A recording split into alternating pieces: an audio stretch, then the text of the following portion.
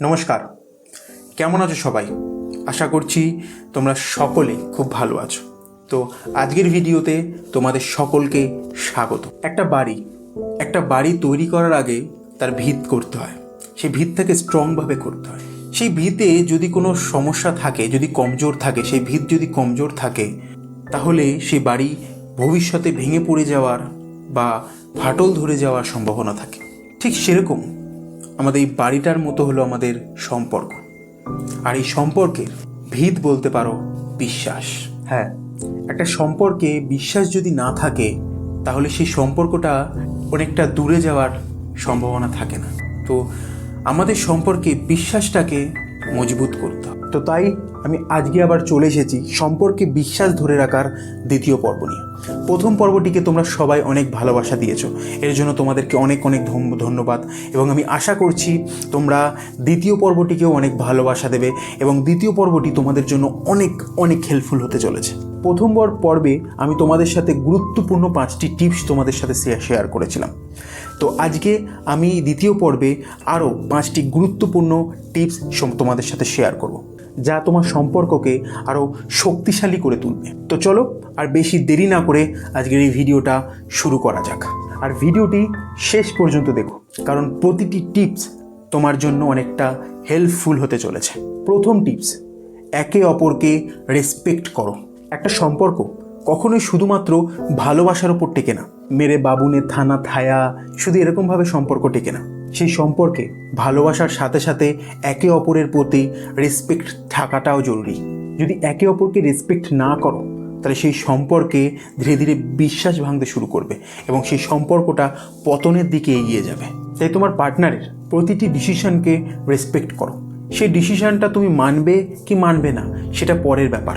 আগে তোমার পার্টনারের ডিসিশনটাকে রেসপেক্ট করা উচিত এবং এটা ভাবা উচিত তোমার পার্টনার সেই ডিসিশনটা কেন নিচ্ছে। তোমার পার্টনারের সেই ডিসিশনটা পছন্দ না হলেও তোমাকে আগে এটা ভাবা উচিত। যেমন ধরো, তোমার পার্টনার বা তোমার বন্ধুরা তাদের লাইফে কোনো কিছু একটা ডিসিশন নিচ্ছে এবং সেই ডিসিশনটা তোমার পছন্দ নয়। তুমি তাকে সোজাসুজি না বলে তার জায়গায় তুমি এটা বোঝার চেষ্টা করো সেই ডিসিশনটা কেন নিচ্ছে, সে এটা কেন করতে চায়। এতে তোমাদের মধ্যে আন্ডারস্ট্যান্ডিংও বাড়বে এবং তোমাদের মধ্যে বিলিভও বাড়বে।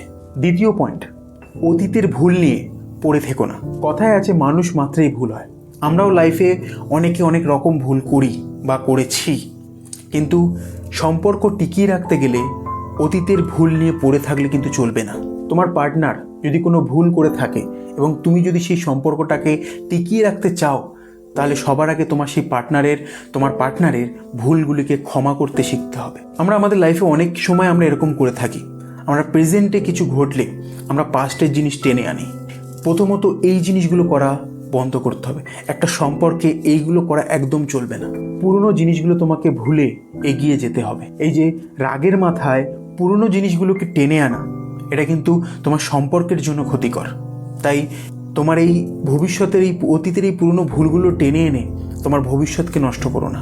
তৃতীয় পয়েন্ট, একসাথে বেশি সময় কাটাও।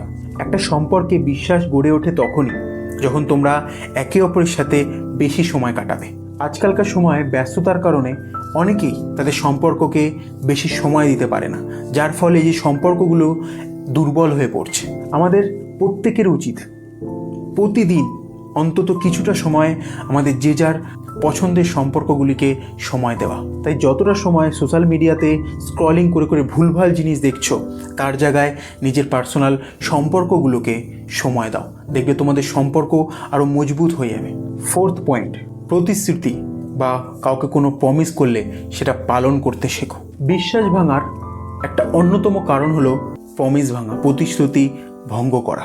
দেখো, তুমি কাউকে কোনো কথা দিচ্ছ যে আজকে এই সময় দেখা করবে, কিন্তু তুমি সেই সময় পৌঁছালে না, তখন কিন্তু সেই মানুষটা মনে করবে যে তোমার কথার কোনো দাম নেই।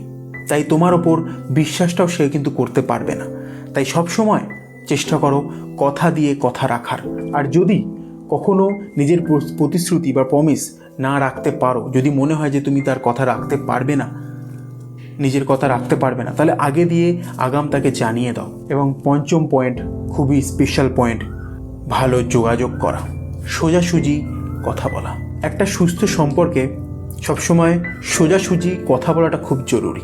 যেন একটা সম্পর্কের মধ্যে একে অপরের মধ্যে কোনো যেন ফিল্টার না থাকে, মনের মধ্যে এমন কিছু কথা রেখে তুমি কথা বলতে পারছো না, এই জিনিসগুলো যেন না থাকে। এই মন খুলে কথা না বললে কিন্তু অনেক ভুল বোঝাবুঝি সৃষ্টি হয়, আর এই ভুল বোঝাবুঝির অনেক অন্যতম কারণ হলো কথা কম বলা। তাই সবসময় সামনাসামনি কথা বলো, নিজের ফিলিংসগুলোকে মন খুলে প্রকাশ করো এবং অপরজনের কথা ধৈর্য সহকারে শোনো।